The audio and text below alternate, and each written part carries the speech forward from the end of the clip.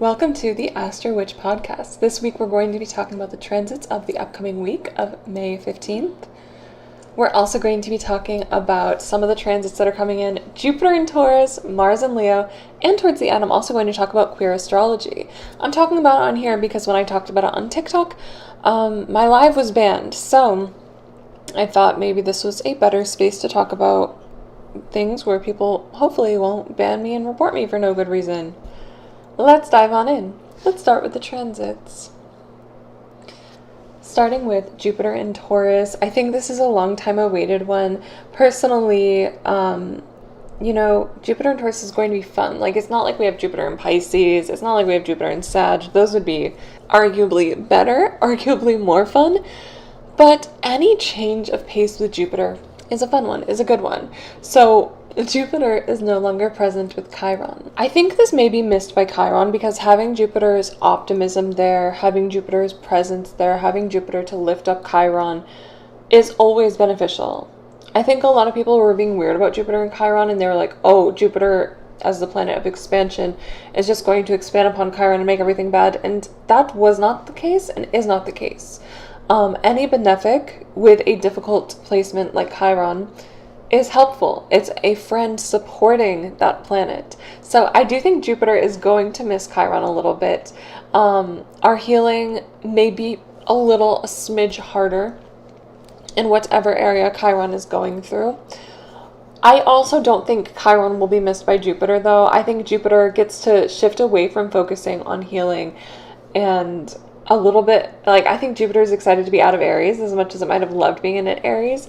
It's just a vibe. Like, Jupiter moves so slow. Imagine it finally gets a new vibe,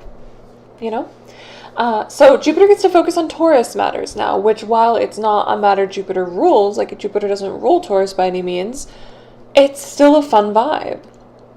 Because Jupiter can focus on things like having fun, finding pleasure, making money, attracting luxury, and expanding on whatever Taurus rules in your life personally based on the sign that Taurus is in. Remember to join us over on Patreon if you want to see what I have to say about how the transits impact each rising sign. So Jupiter's in an okay state here. It's not fallen, it's not detriment, it's also not lifted up. It's just kind of vibing.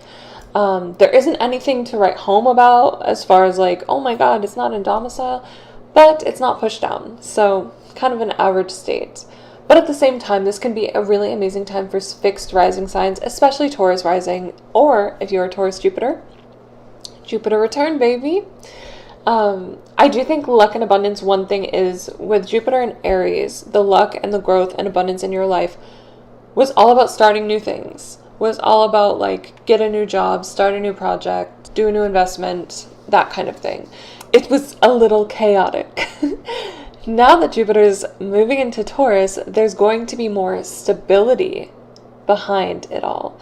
There's going to be more stability behind luck and abundance and money and whatever else Taurus rules in your life.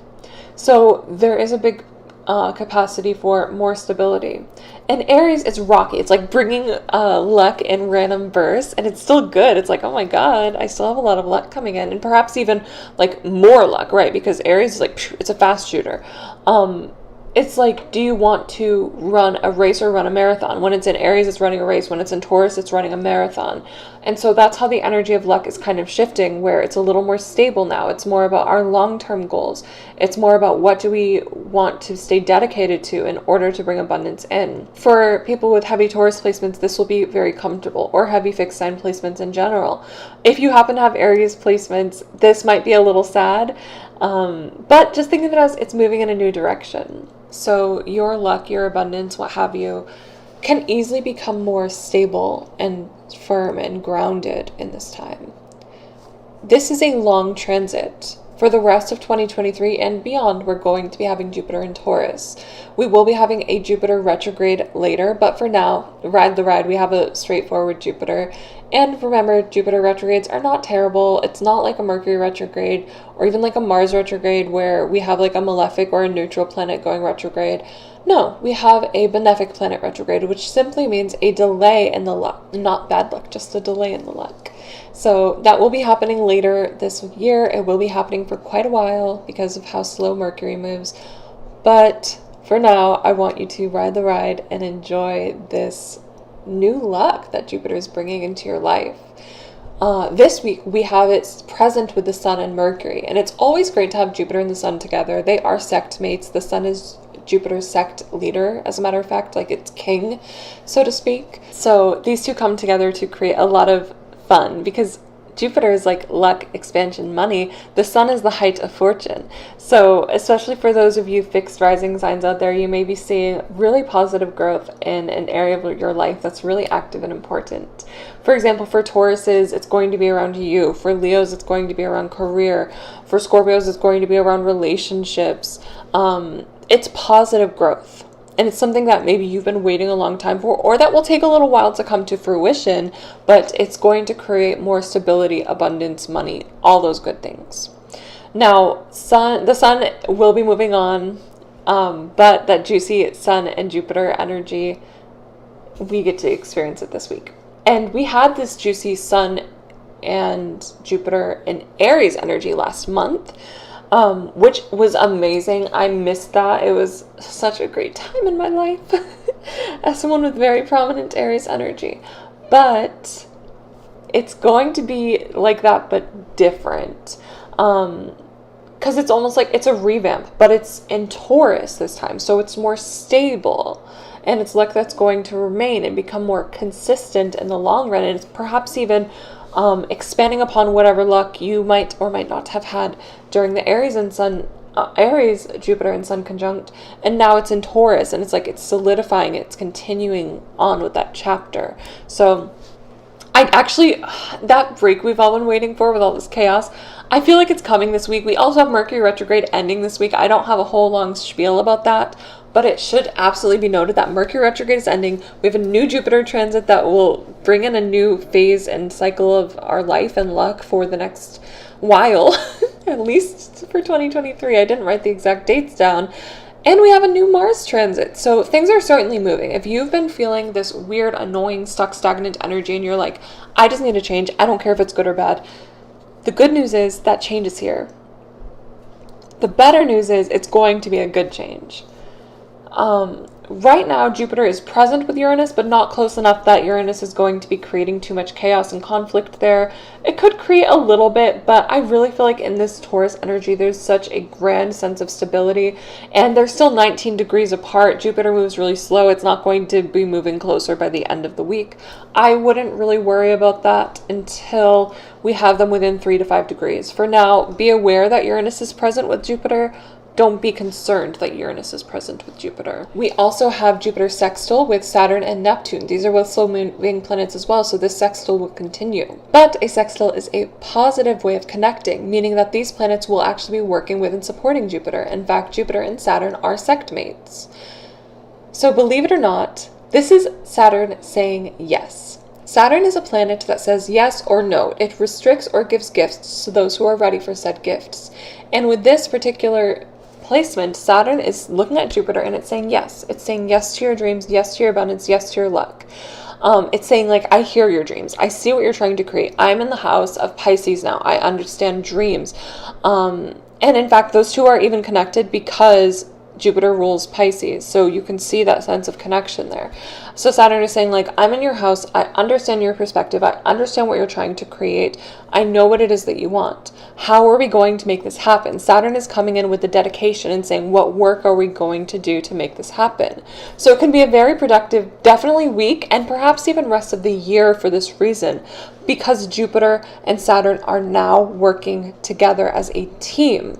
Meaning long-term things. These two represent long-term goals. They both represent time.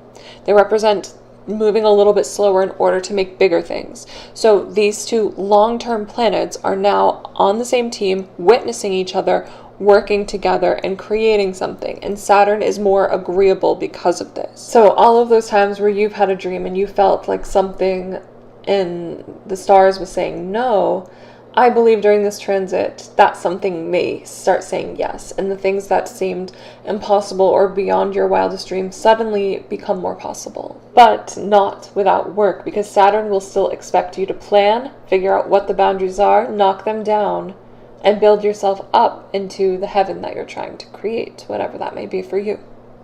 That Jupiter energy is the heaven. It's allowing for you to see what you want it to be, to see the luck and expansion, to see the hopes and dreams and goals. But Saturn is saying, now that you see it, what are we doing? Let's make a plan. Especially right now, where these two planets are only 6 degrees apart, I do feel like their energy will be quite present. We also have Jupiter square with Pluto. And it's just a reminder that in order to bring in the new, we must release the old. Pluto is a reminder to do that. I don't think it will have much of an effect. I don't put as much weight on the modern planets as a traditional astrologer. Jupiter will also be sextile with Mars and Venus. So working together with Mars and Venus, positive, happy connection there. So not bad, not square, not anything like that yet.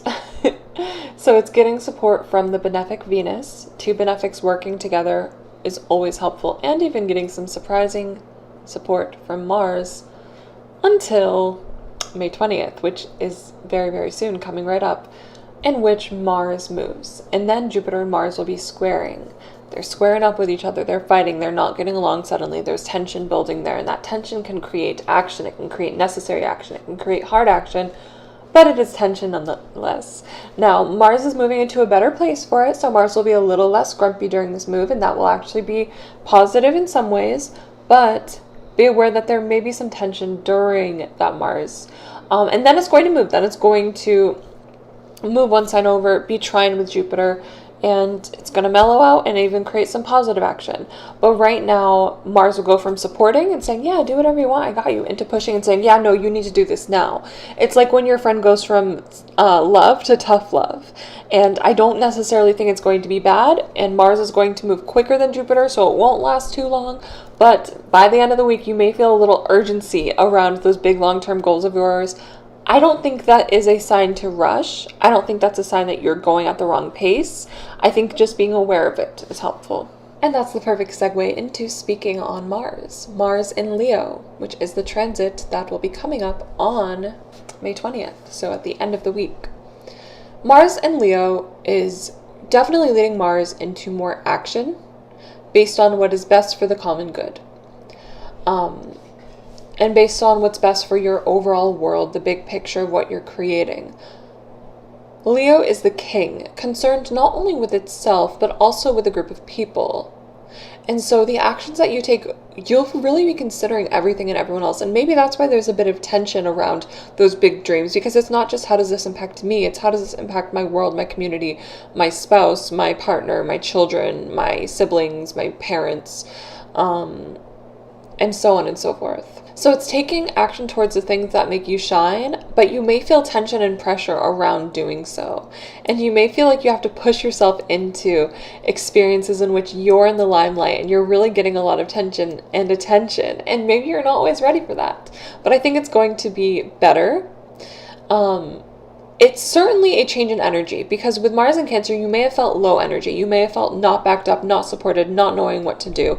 And now it's like you know what to do, and you're a little concerned with how it's going to support everyone, but the excitement and the passion is there as well.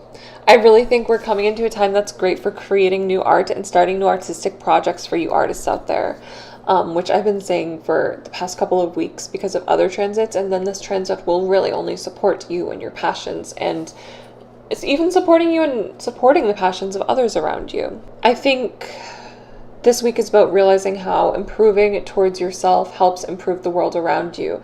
And with Jupiter playing around with it too, it's like the tension and desire and action to create a new life and a new world. But there can also be difficulties, confrontations, confusions because of this. When Mars is in Cancer, it's like there may be less conflict, and when there is, it's really sensitive and sad and can make you feel really bad. But now it's like there may be more conflict, but being more confident when you meet it. It's like this is the necessary conflict that you need to go through in order to get to the next level of change. I actually know a story of someone who's going through something that really speaks of this, because when Mars was in Cancer, which is right now, it still hasn't even ended as of just yet, but when Mars was in Cancer, they ended up having this experience where their partner was suddenly getting a different job and didn't communicate it with them. And it's because of that Mars in Cancer avoidance of emotional topics. And it felt really sensitive. It felt really sad for that person.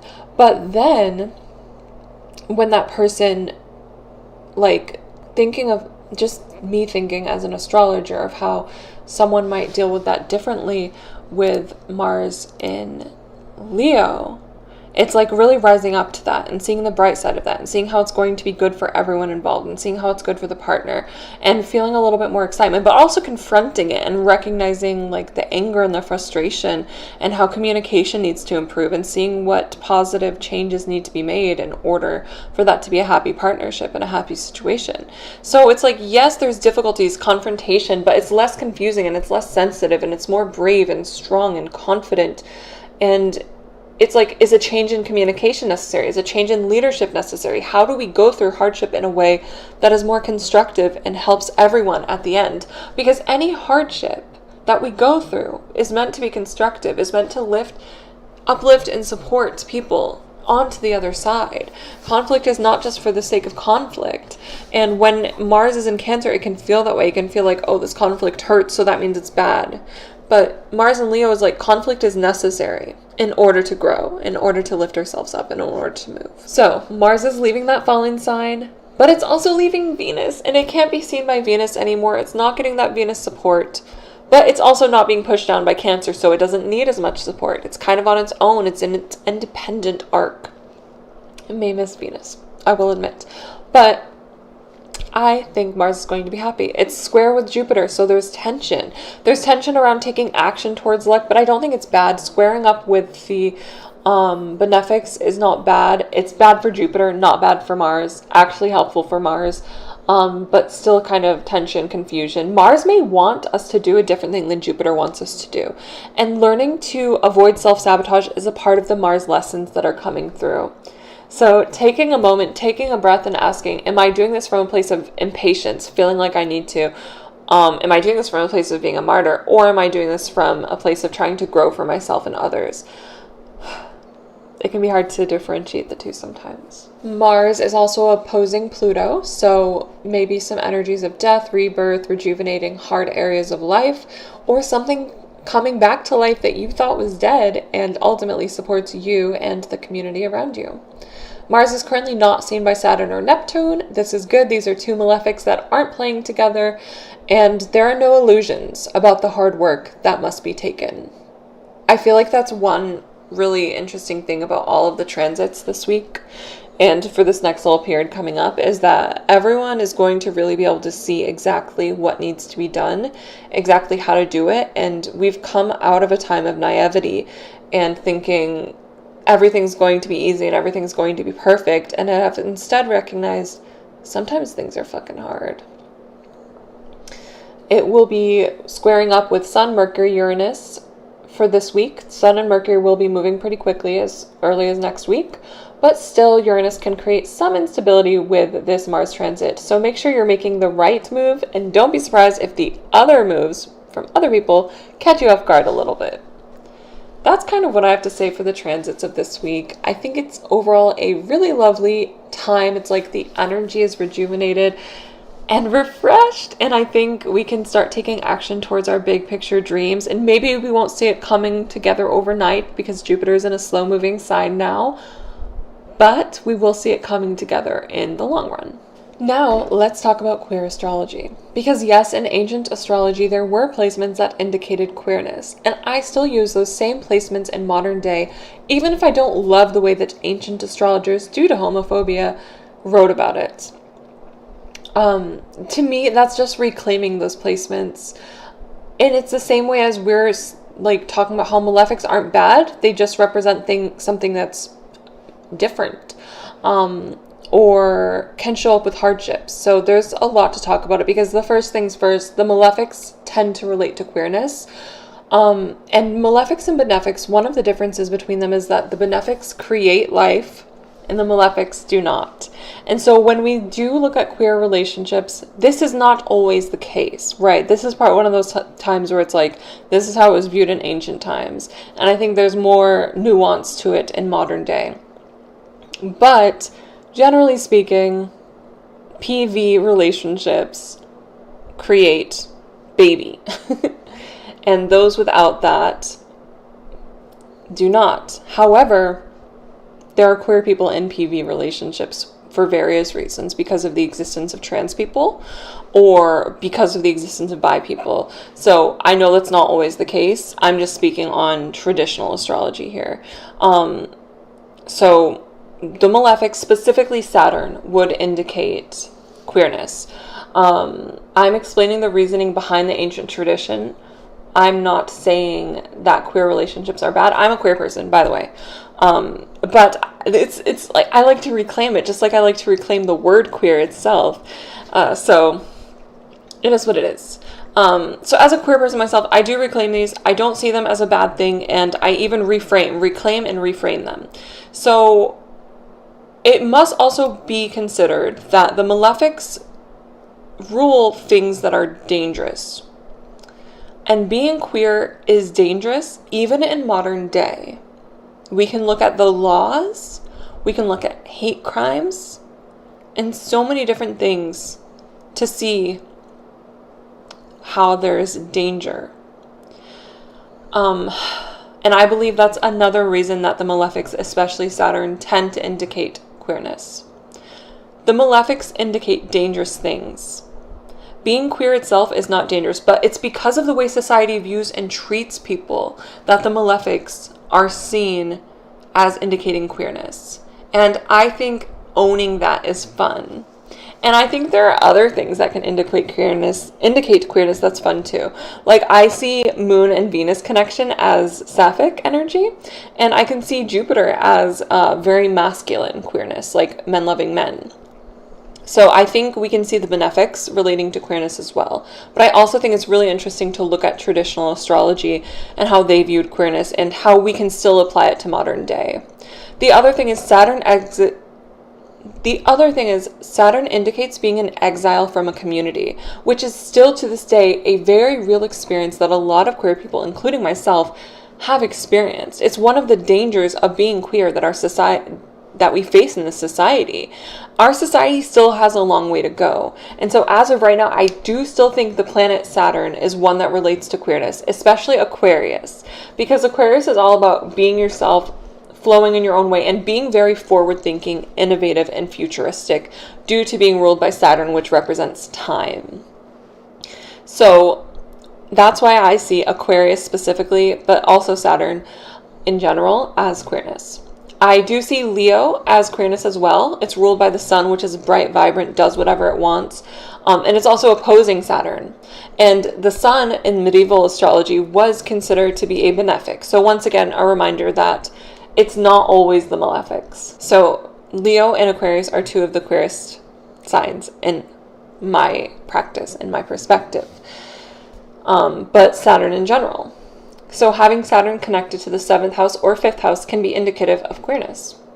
For example, I have a Saturn in Aquarius in the 7th house, and that's a part of what that means for me, due to that being what the ancient astrologers viewed as queerness. Now, a lot of the ways that ancient astrologers explained this queerness sounds rude when you read it. So I like to say it in a different way because we're in a different time, but still using the sources and the material, which I think a lot of people do when they're trying to reconnect to ancient practices. So for me, it's like Saturn is queerness because it goes against society's expectations of relationships.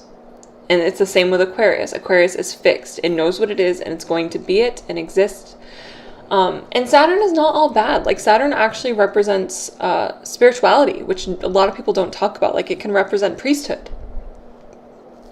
So, yes, Saturn, a malefic, is generally one thing that indicates queerness for many different reasons. I think the exile, the danger. I also think because it's all about moving on, moving forward, being futuristic, being forward thinking, and just being yourself. There are also certain Saturn bounds. Like, there's a very specific Virgo bounds that the ancient astrologer Vettius Valens said indicates queerness. So it's really interesting how it can get incredibly specific. And when I talked about that on TikTok, so many people were commenting like, how did you know like my exact degree? Like, how did you know that? It's astrology. I didn't know it. I read it and relayed the information. So yeah, there were mentions of queerness in ancient astrology. It was generally phrased as having like different attractions. And I don't think queerness is different. I think it's a part of humanity. So personally, I don't think queerness is different. I think it's always been a part of society, and in fact, the existence of these things within ancient astrology proves that. But I also think that we can do a lot in modern day to explain these things and use the same placements, but explain it in more lovely ways and in ways that relates to modern day. I think the danger of being queer still relates to modern day, sadly, and someday maybe it won't, and that would be amazing. But I also think the forward-thinking nature of Saturn and the quirky nature of Aquarius also relates to queerness in a lot of ways, and of just being yourself no matter what and showing that side of yourself to the world. So that's why I reclaim the Saturn energy and Aquarius energy. And that's not all. Having a detrimental Venus, aka Venus in Scorpio or Aries, can lead or indicate queerness as well. It doesn't lead to queerness, it indicates queerness. And this is because that Venus will be trying to create love, but working with different tools and resources than societally expected or accepted. And so that can be one indication. And because the moon and Jupiter do have relationship signs as well, Jupiter represents lawful marriage and living with someone, and the moon represents lawful marriage and living with someone. Jupiter can indicate marriage, even friendships, but it also relates to sexy energy. So having those detrimented is once again working with different expectations than society has around marriage or love or sex. My wife is actually ruled by a quirky, kind of detrimented Jupiter. So really interesting. And that is another reason I think Jupiter can represent like masculinity within queerness, because my wife is butch, which is interesting. So yeah, there's totally a lot of different ways to see it. I think astrology can be really great for gender confirming, for queerness, and it doesn't always mean these things. Like, so many people come to me and they're like, oh, I'm Aries Venus and I'm not queer. Yeah, that's cool. That's just one of many things that Aries Venus can mean. So yeah, there are many queer placements. I'm just talking about a few here. I love reclaiming them and re-explaining them in a way that fits modern age. But it's also so cool to remember, like, queer people always existed. They were talked about in astrology, even if annoying straight men didn't talk about them in a very lovely light due to society expectations at that time. And reclaiming them and rewriting them in modern day is an important part of first using astrology in a way that is backed by ancient sources, but also reclaiming that side of astrology and seeing it as a good thing. And I think a lot of us are also moving away from seeing the malefics as bad and seeing them as just parts of life. So it is what it is. Let me know your opinions. I know this is a very sensitive topic. That's probably why my TikTok lives were banned for a bit. And I also just want to say, I love queer people. I am queer people. I'm just explaining the ancient astrology behind it. I don't support the way ancient astrologers described queerness. But that's my thing. I'm going to be rewriting it so that we can describe it in a way that actually resonates and feels good now, but also has astrological sources, so I don't become one of those astrologers who's just pulling shit out of their ass, which a lot of astrologers do, sadly. So follow me if you like that vibe. Follow me if you want to learn more. And let me know if you do have any questions about this topic or any other. I'll see you again next week. Bye.